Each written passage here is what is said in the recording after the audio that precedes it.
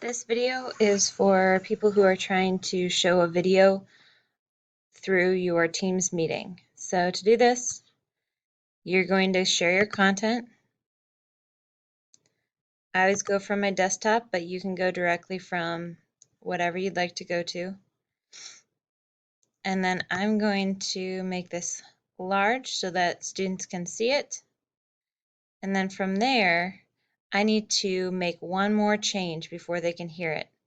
This is automatically, the system audio is automatically set so that it does not play for everybody. But if you would like it to play for everybody, you're going to click this so that is sharing your system audio. And then from there, you can play your video and everybody's going to hear it.